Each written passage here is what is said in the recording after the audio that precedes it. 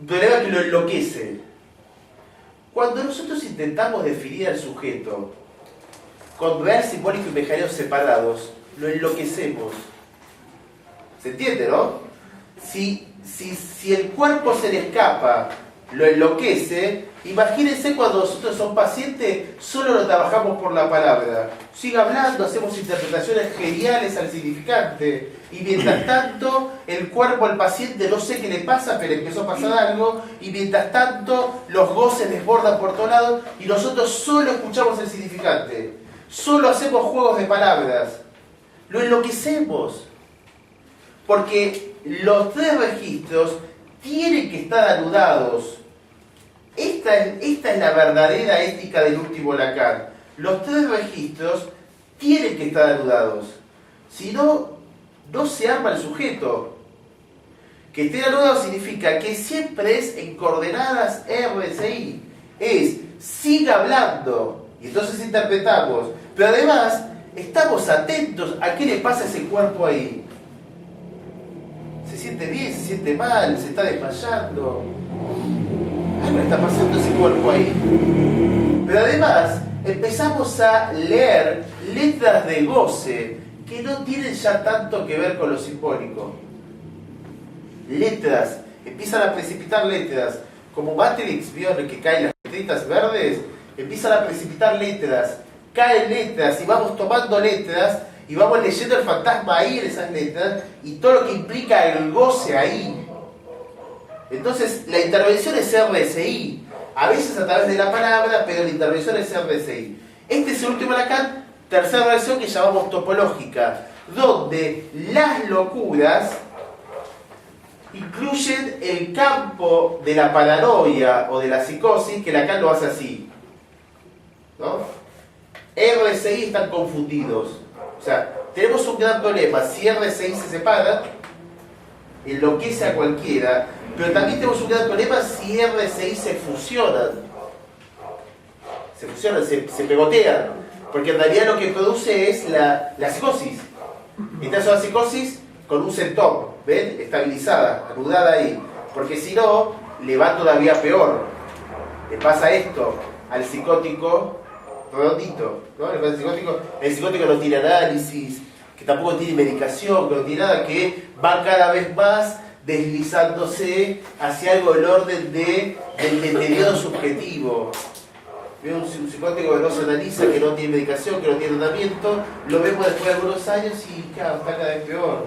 Me acuerdo una vez, me empezó un psicótico, me había atendido del hospital, estaba más o menos bien en aquel entonces, pero bueno, esta cuestión paranoica escapaba cada vez que olía la posibilidad de internación. Había que internarlo, lo queríamos internar, pero él cada vez que olfateaba que se veía internación escapaba, desaparecía. Pero no teníamos datos de él, no sabíamos dónde vivía, o sea, no teníamos datos reales, concretos, no podíamos ir a buscarlo en ningún lado. Con suerte cada tanto caía. Después de 3 años, donde ya perdí el rastro, me lo cruzo en San Miguel, claro, caminaba, una barba larga así, larga, así, tipo Forrest Gump. Caminaba por San Miguel descalzo, estaba caminando descalzo. Yo me lo cruzo, me vio, pero no vio nada, no sé, no me reconoció, no disiputó, no, siguió caminando. Estaba cada vez peor. Si lo hubiéramos internado aquel entonces, no sé si hubiera estado tan peor. Lo que estoy tratando de decir es, si cuando el psicótico no puede producir un centón que lo estabilice, un centón que lo estabilice es un buen análisis o incluso a veces una medicación acertada, es un buen centón, estabiliza, queda así, RSI totalmente confundidos. El efecto es parecido a un mal viaje del que consume algún tipo de sustancia. Pero los chicos van a bailar en la, ¿cómo es? Que saca un poco de LSD, con pasta, esas cosas. Cuando tiene un mal viaje, ¿qué les pasa? Se les empieza a desintegrar las paredes, se marean, o sea, no entienden dónde localizar. Real, simbólico, por el universo de palabras se le explota. E imaginario, se confunde. Algo así le pasa al psicótico desestabilizado. Queda alucinado. Tercera versión de Lacan. Bueno, vamos a algunas citas que tienen que ver con esto de las diversiones. Primero Freud. El texto del humor. Al rechazar la posibilidad del sufrimiento, dice él, el humor ocupa, o sea, el humor lo que hace es, permite evitar el sufrimiento. Es una linda herramienta frente al sufrimiento.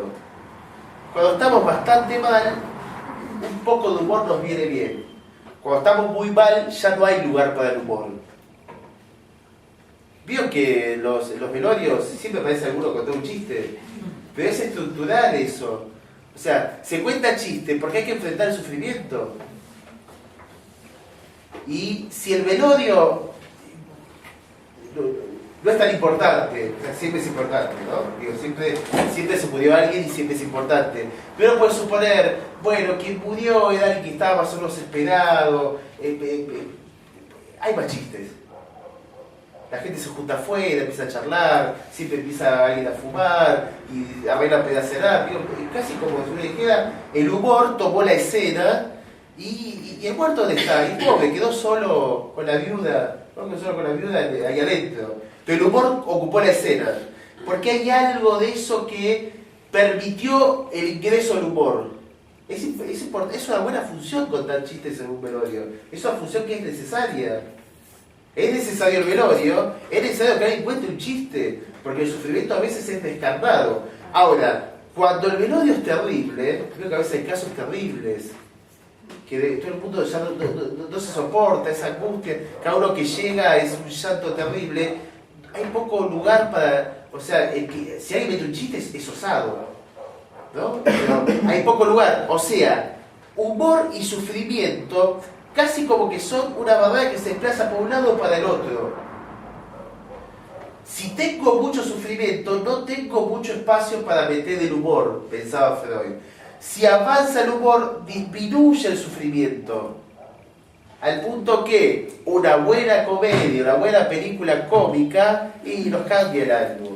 Hay buenas películas cómicas. Cada tanto aparece una, la vemos, nos cagamos de risa, la recordamos durante toda la semana. O sea, nos cambia el ánimo, el buen chiste, el humor, la cuestión cómica nos genera un retroceso del sufrimiento. Al rechazar la posibilidad del sufrimiento, el humor ocupa una plaza en la larga serie de los métodos que el aparato psíquico humano ha desarrollado para rehuir a la opresión del sufrimiento. Serie que comienza con la neurosis, o sea que la neurosis es un modo de enfrentar el sufrimiento, culmina en la locura. Serie que comienza en la neurosis y culmina en la locura. En la otra traducción dice psicosis, Freud. O sea, neurosis y psicosis, según Freud, en este texto, son modos de hacer algo con el sufrimiento. En esa serie, Freud dice, y que comprende la embriaguez, el ensimismamiento y el éxtasis, o sea, neurosis, embriaguez, ensimismamiento, éxtasis y locura, en esa serie hay que meter humor, dice Freud, como modos de enfrentar el sufrimiento. ¿En qué consiste pues la actitud humorística que nos permite rechazar el sufrimiento, afirmar la insuperabilidad del yo, o sea, darle un poco más al yo, frente al mundo real? ¿Ven cómo dice? ¿Ven? Lo que dice Freud es, el humor garantiza un mejor yo frente al mundo real, porque el mundo real es la causa del sufrimiento. Cuando Freud está hablando acá de sufrimiento, está hablando de lo que Lacan llama dolor de existir. No está hablando de, uy, yo la peor de todas que me quedo lavando ollas mientras mis hermanastras van a la fiesta a buscar el príncipe azul, el Cenicienta, ¿no?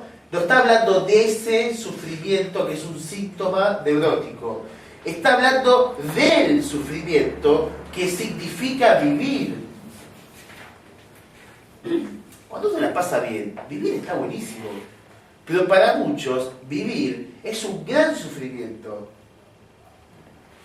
Han nacido en un mal momento, han nacido en un mal lugar, han nacido en una mala clase social, han nacido en un contexto, han nacido en una familia que, digo, para muchos vivir el mundo real, no estamos hablando de un mundo fantasmático, Freud, estamos hablando de un mundo real, supone una cantidad de sufrimiento que hace insoportable esa existencia.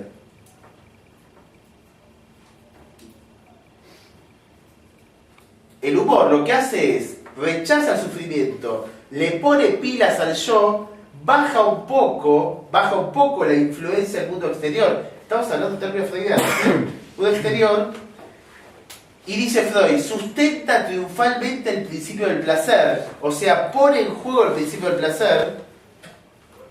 Habría que agregar acá y le quita un poco de densidad al goce del otro, o sea, pone más goce fálico y le quita densidad al goce del otro.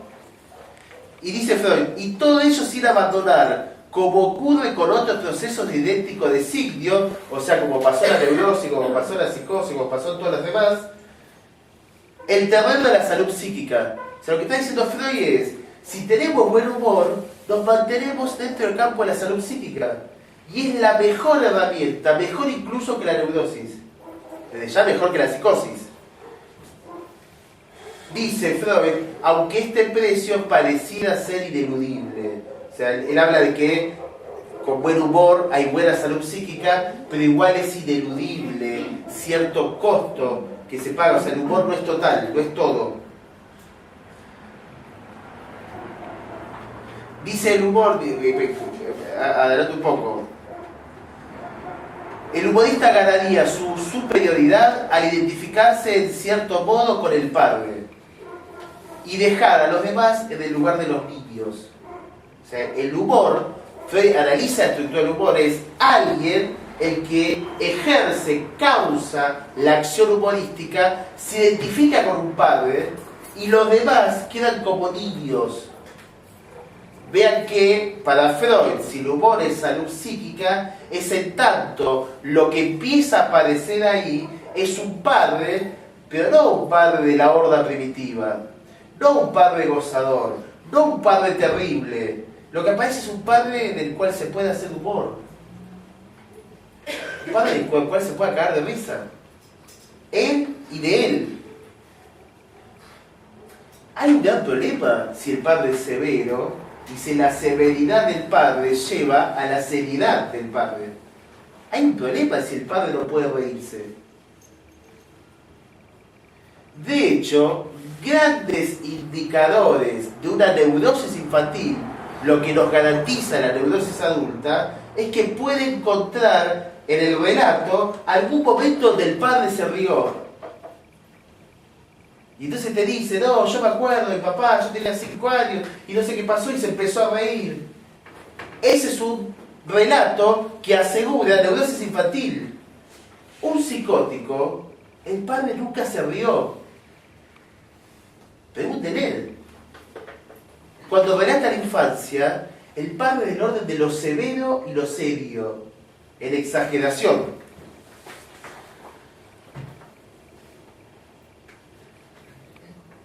Dice Freud que estudiando algunos casos de paranoia se da cuenta, ¿no? Y ahí empieza a ser el relato de que en la paranoia el super yo está exagerado y que lo que no hay es la posibilidad pacificadora del humor.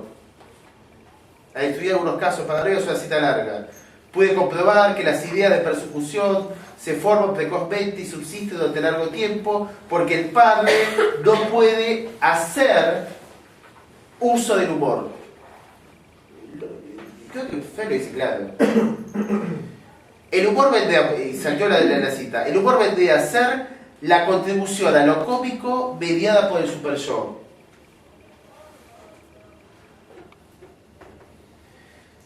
La última frase del texto, el super yo trata de consolar al yo con el humor. Pero en lugar de un super yo que castiga, el humorístico es un super yo que consuela, ¿no? El yo la está pasando mal y el super yo mete chiste, ridiculiza la escena. Una de las formas de humor más interesantes es la ridiculización. Formas de lo cómico. Es lo que hace el buen payaso. El buen payaso es alguien que sufrió mucho, pero mucho.